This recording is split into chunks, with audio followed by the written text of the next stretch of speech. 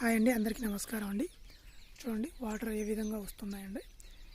ఇది పూర్తి ఎండాకాలం అండి, మార్చి నెల. మనం చూసుకున్నట్లయితే చాలా వరకు పోయిన సంవత్సరం వర్షాలు తక్కువ అవడంతో వర్షపాతం నమోదు తక్కువ అయ్యి నీళ్లు లేకుండా ఉన్నాయండి చెర్లలో. అందుకు ఈ సంవత్సరం మాకు తాగునీటికి కొంచెం ఇబ్బంది అయింది. అదేవిధంగా పొలాలకు చాలా వరకు నీళ్లు తగ్గిపోయాయండి.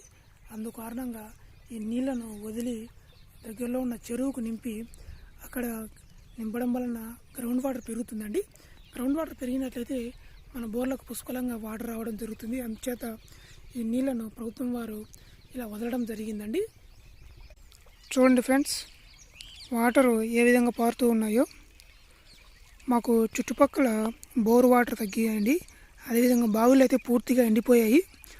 మనకు చూడండి, ప్రభుత్వము ఇక్కడ తాగునీటికి అండ్ సాగునీటికి పంట పొలాలకు అందుకు నీళ్లు తక్కువ అవడంతో ముందు జాగ్రత్తతో ఈ కాలువ ద్వారా మనకి చెరువులోకి నీళ్ళు వదులుతున్నారండి. చెరువులో నీళ్లు నింపినట్లయితే మనకు గ్రౌండ్ వాటర్ పెరుగుతుందండి. గ్రౌండ్ వాటర్ పెరగడంతో బోర్లకు అలాగే నీళ్లు పెరుగుతాయి.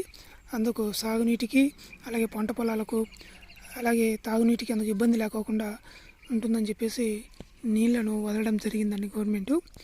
మన రైతులందరూ గవర్నమెంట్కు కృతజ్ఞతగా ధన్యవాదాలండి.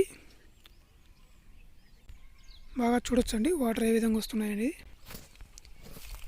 పోయిన ఏడాదిలో వర్షాలు లేకపోవడంతో ఎక్కువ ఈ నీటి సమస్య అనేది వచ్చిందండి. లేకపోతే నీటి సమస్య వచ్చేది కాదు. బోర్లకు నీళ్ళు తగ్గేది కాదు. చెర్లల్లో కూడా నీళ్ళు ఉండేటండి. పోయిన ఏడాది వర్షపాతం చాలా తక్కువ నమోదు అవ్వడంతో ఇలా జరిగిందండి. చూసుకోవచ్చు కాలంపై నీళ్ళు ఏ విధంగా పారుతూ ఉన్నాయో. మీరు ఒకసారి గమనించండి, ఇక్కడ నీళ్ళ శబ్దం ఎలా వస్తుందో. నాకు స్పష్టంగా వినపడుతుందండి. మీకు వినపడుతుందా ఫ్రెండ్స్? చూడండి ఎలా వెళ్తున్నాయో. చూడండి నీళ్ళ శబ్దం ఎలా వినపడుతూ ఉందో ఫ్రెండ్స్. ఈ కాలంలో చెత్త ఏంటి అనుకుంటున్నారా? ఇది ఇంతకుముందు వాడకంలో లేదండి. అందువలన అందరూ చెత్త వేయడంతో ఈ చెత్త అడ్డుగా ఉందండి. ఇలా చెత్త కూడా వేయదుకోకుండా ఉండడం మంచిదండి. మనకి ఎప్పుడైనా ఇటు అవసరం వచ్చినప్పుడు చాలా ప్రాబ్లం అవుతుంది.